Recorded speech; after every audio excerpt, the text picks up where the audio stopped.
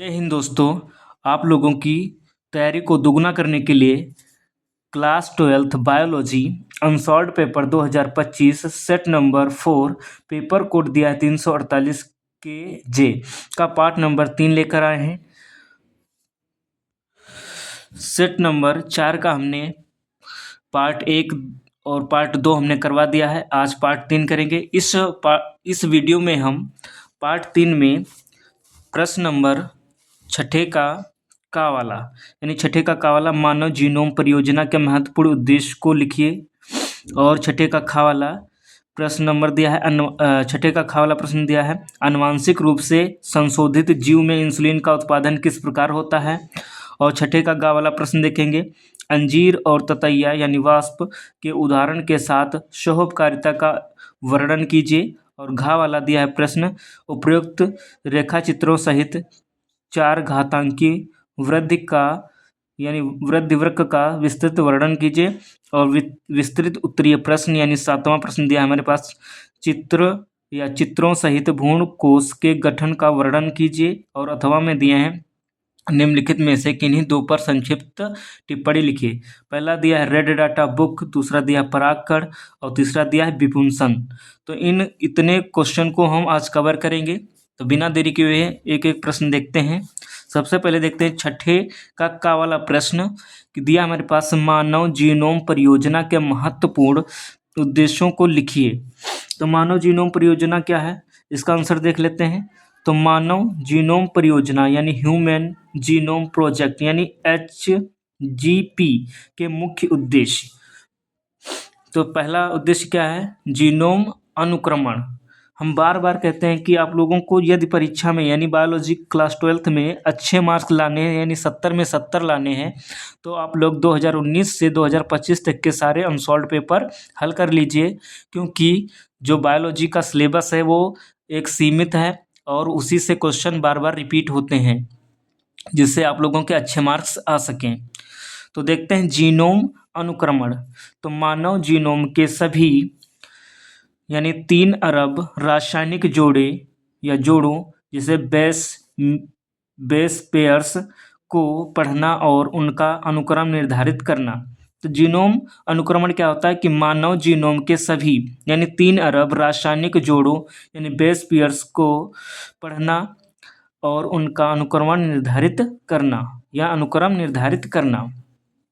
दूसरा है कि जीन की पहचान, इसका लक्ष्य क्या है, दूसरा है जीन की पहचान। तो मानव डीएनए में मौजूद सभी यानी 20,000 से 25,000 जीनों की पहचान करना और उनके कार्यों को समझना। यानी सबसे पहले हम क्या करते हैं, जीन को समझते हैं यानी जितने 20,000 से 25,000 जीने हैं उनको पहचानते हैं और फिर उनको समझकर उनके कार्यों को समझते हैं। पहले जीन को पहचानते हैं फिर उनके कार्यों को समझते हैं। और तीसरा टॉपिक है हमारे पास भौतिक मानचित्रण। तो गुणसूत्रों का एक विस्तृत भौतिक मानचित्र बनाना जिससे जीनों की स्थिति का पता चल सके। चौथा है रेड डाटा प्रबंधन। तो डाटा प्रबंधन क्या है, तो प्राप्त विशाल जानकारी को डेटाबेस में संग्रहित करना और उसे सभी शोधकर्ताओं के लिए उपलब्ध कराना। पांचवा है तकनीकी विकास यानी डीएनए अनुक्रमण और डेटा विश्लेषण के लिए तेज और अधिक कुशल तकनीकों जैसे कंप्यूटेशनल का विकास करना। आगे देखेंगे छठा एलिसा समाधान। तो आनुवंशिक जानकारी के उपयोग से जुड़े नैतिक, कानूनी और सामाजिक मुद्दों का अध्ययन और समाधान करना जैसे गोपनीयता और भेदभाव। इसके बाद नेक्स्ट क्वेश्चन देखेंगे। आप चाहें तो इसका स्क्रीनशॉट भी ले सकते हैं, यहाँ से आप स्क्रीनशॉट ले सकते हैं। नेक्स्ट क्वेश्चन देखते हैं। छठे का खा वाला प्रश्न दिया है आनुवांशिक रूप से संशोधित जीव में इंसुलिन का उत्पादन किस प्रकार होता है। तो इसका आंसर देखते हैं। तो आनुवांशिक रूप से संशोधित इंसुलिन जैसे ह्यूमुलिन, यानी जो आनुवांशिक रूप से संशोधित जो इंसुलिन बनती है उसे ह्यूमुलिन कहते हैं। ये याद याद रखना, क्योंकि 1 नंबर में पूछ सकता है। कि उत्पादन में मानव इंसुलिन बनाने वाली जीन को काटकर पुनः संयोजक डीएनए यानी रिकॉम्बिनेंट आरडीएनए तकनीक द्वारा बैक्टीरिया या यीस्ट के प्लाज्मिड में डाला जाता है। फिर इन सूक्ष्म जीवों को बड़े बायोरिएक्टरों में उगाया जाता है, जिससे वे बड़ी मात्रा में मानव इंसुलिन का उत्पादन करते हैं, जिसे बाद में निकाल कर शुद्ध किया जाता है और जिससे यह मधुमेह के इलाज के लिए सुरक्षित और प्रभावी बनता है। यानी मधुमेह की जो इलाज है वह इंसुलिन से ही की जाती है। इसके आगे देखेंगे, ब्लैक पेन से लिखेंगे, हेडिंग डालेंगे कि उत्पादन प्रक्रिया के मुख्य चरण, स्टेप्स ऑफ प्रोडक्शन प्रोसेस, यानी इसका प्रोडक्शन के क्या क्या उपाय प्रोसेस हैं या कौन कौन से स्टेप हैं। तो सबसे पहला स्टेप है जीन का पृथक्करण। सबसे पहले क्या करते हैं, जिसमें ये इंसुलिन बनता है, यानी लैंगरहैंस की बीटा कोशिकाओं, अग्नाशय की लैंगरहैंस की बीटा कोशिकाओं में इंसुलिन बनता है। तो वहाँ से हम क्या करते हैं, इंसुलिन जो उत्पन्न कर रही है उस जीन को क्या करते हैं, पृथक करते हैं, अलग करते हैं। तो वही यहाँ पर पहला पॉइंट लिया गया, जीन का पृथक्करण। सबसे पहले मानव इंसुलिन बनाने वाले जीन को मानव कोशिकाओं से अलग किया जाता है। यानी जो मनुष्य के अंदर या मानव के अंदर जो इंसुलिन बनाता है, जो जीन इंसुलिन बनाता है, उसको बीटा अग्नाशय की बीटा लैंगरहैंस दीपिकाओं से अलग कर लिया जाता है। और उसके बाद क्या करते हैं कि सेकेंड स्टेप में प्लाज्मिड काटना। प्लाज्मिड क्या होता है, तो प्लाज्मिड एक जीवाणु का अतिरिक्त गोलाकार, जो जीवाणु होते हैं उनमें अतिरिक्त गोलाकार डीएनए होता है, जिसे हम प्लाज्मिड कहते हैं। तो प्लाज्मिड काटना, एक गोलाकार जीवाणु डीएनए प्लाज्मिड को प्रतिबंधन एंजाइमों का उपयोग करके काटा जाता है, जो डीएनए को विशिष्ट स्थानों पर काटते हैं। तीसरा स्टेप है जीन को जोड़ना।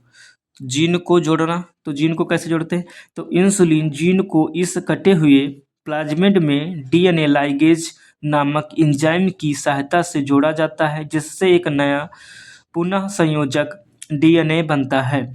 यानी जो हमारे पास इंसुलिन जीन थी उसको प्लाज्मिड में डीएनए लाइगेज एंजाइम द्वारा जोड़ा जाता है और जिससे पुनः एक संयोजक डीएनए बन जाता है, यानी पुनः एक नया संयोजक डीएनए बन जाता है। इसके आगे देखते हैं, चौथा स्टेप है जीवाणु में स्थानांतरण। तो इस पुनः संयोजक प्लाज्मिड को ई कोलाई जैसे बैक्टीरिया में डाला जाता है, जिससे वे आनुवंशिक रूप से संशोधित हो जाते हैं। इसके बाद संवर्धन। तो संवर्धन में क्या करते हैं, इन संशोधित जीवाणुओं को बड़े बड़े किण्वन टैंकों यानी बायोरिएक्टरों में नियंत्रित परिस्थितियों में उगाया जाता है, जहां वे अपनी संख्या बढ़ाते हैं और मानव इंसुलिन का उत्पादन करते हैं। अब जब मानव इंसुलिन बड़े बड़े रिएक्टरों यानी बड़े बड़े टैंकों में बन जाती है, तो उसको क्या कर लेते हैं, पृथक्करण कर लेते हैं, यानी शुद्धिकरण कर लेते हैं या पृथक कर लेते हैं, अलग कर लेते हैं। तो छठे स्टेप में हमने क्या लिखा है, पृथक्करण और शुद्धिकरण। तो बैक्टीरिया से इंसुलिन प्रोटीन को निकाला जाता है और चिकित्सा उपयोग के लिए शुद्ध किया जाता है, जिससे वह प्राकृतिक इंसुलिन जैसा ही होता है। यानी जब इंसुलिन बन जाती है उसे छोटी छोटी शीशियों में भर के मार्केट में अवेलेबल कर दिया जाता है, जो मधुमेह रोग के लिए क्या होता है, एक दवाई या मेडिसिन का कार्य करता है।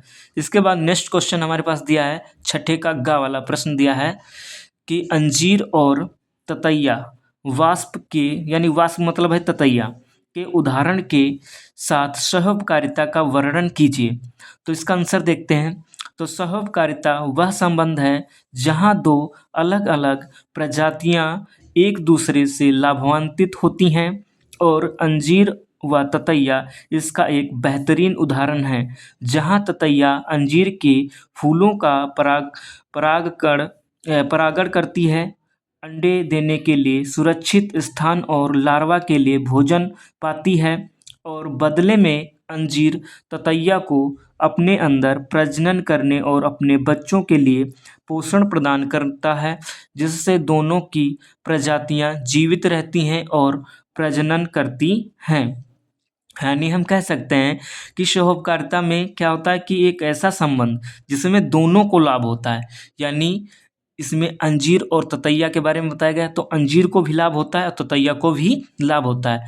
अंजीर क्या करता है, अंजीर ततैया को रहने के लिए या उसे प्रजनन करने के लिए अपने फूल को रख देता है, और जिसमें ततैया क्या करता है, अंडे देता है और सुरक्षित स्थान यानी लार्वा के लिए भोजन पाता है। और दोनों क्या करते हैं, ततैया प्रजनन करती है और ततैया को रहने के लिए क्या कर मिलता है, स्थान मिल जाता है, और दोनों सहजीवी के रूप में जीवित रहते हैं और दोनों को लाभ होता है। इसके बाद देखते हैं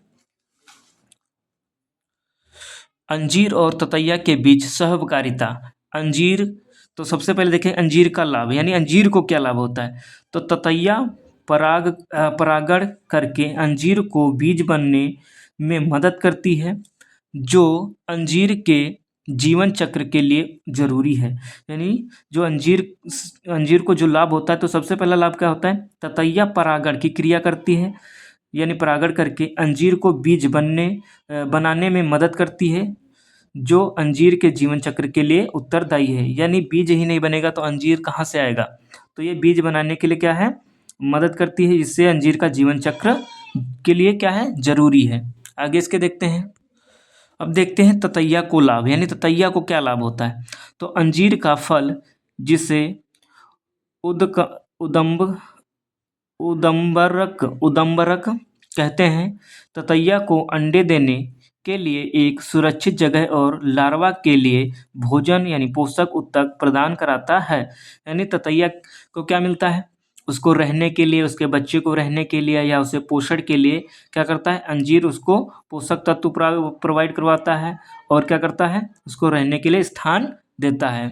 आगे देखेंगे जीवन चक्र प्रक्रिया।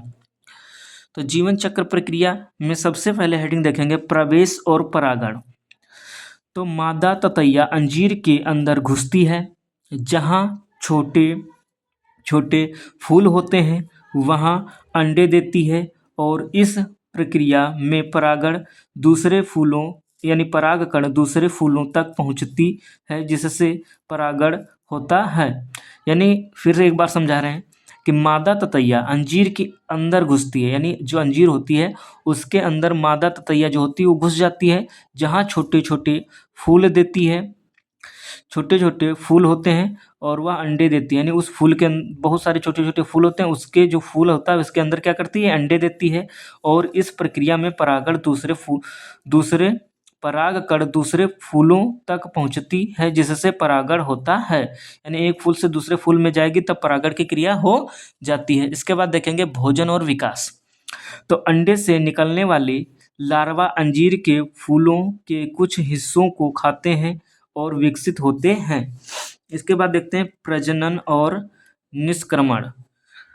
तो नर ततैया अंडे देने वाली मादाओं के साथ संभोग करते हैं और फिर मर जाते हैं, जिसके इसके बाद परागण से लदी मादा ततैया अंजीर से बाहर निकलती है और दूसरे अंजीर के पेड़ पर जाकर यही प्रक्रिया दोहराती है, जिससे जीवन चक्र जारी रहता है। इसके बाद देखेंगे यह एक अनिवार्य सहजीवन है। तो अंजीर के पेड़ के लिए परागण आवश्यक है और अंजीर के बिना ततैया प्रजनन नहीं कर सकती है। यह रिश्ता इतना गहरा है कि दोनों प्रजातियां एक दूसरे के बिना जीवित नहीं रह सकती हैं। अगला प्रश्न दिया है छठे का घा वाला दिया है प्रश्न हमारे पास। उपयुक्त रेखा चित्रों सहित चार चर घातांकी वृद्धि वक्र का विस्तृत वर्णन कीजिए। तो इसका आंसर देखते हैं। चर घातांकी वृद्धि वक्र एक जे आकार का वक्र होता है, जो दर्शाता है कि जब किसी समष्टि के लिए संसाधन असीमित हो और वृद्धि दर उनकी वर्तमान संख्या के अनुपात में बढ़ती जाए, तो समय के साथ जनसंख्या बहुत तेजी से बढ़ती है, जो पहले धीमी शुरू होकर बाद में तीव्र हो जाती है, जिसे जीवाणु का बढ़ना।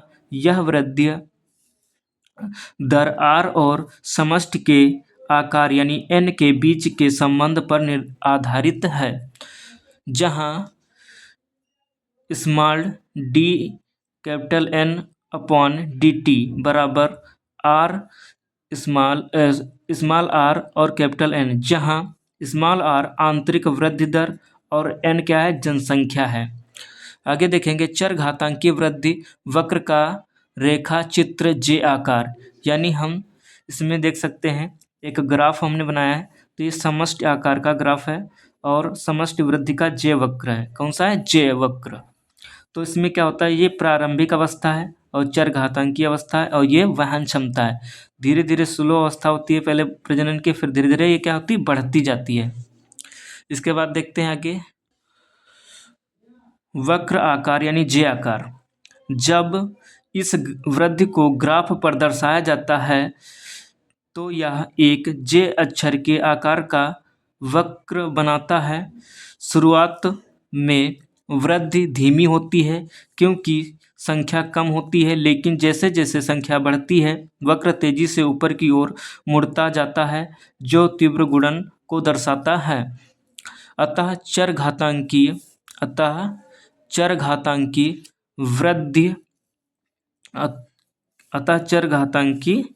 वृद्धि फिर से देख लेते हैं। शुरुआत में वृद्धि धीमी धीमी होती है क्योंकि संख्या कम होती है, लेकिन जैसे जैसे संख्या बढ़ती है वक्र तेजी से ऊपर की ओर मुड़ता है या मुड़ जाता है, जो तीव्र गुणन दर्शाता है। अतः चरघातांकी वृद्धि वक्र असीमित परिस्थितियों में होने वाली तीव्र गुणात्मक वृद्धि को दर्शाता है, जो एक जे आकार के वक्र द्वारा प्रदर्शित होती है।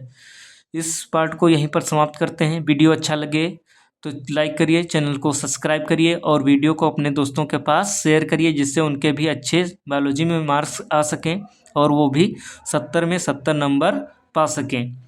अगली वीडियो जल्द ही अपलोड करेंगे। तब तक के लिए धन्यवाद।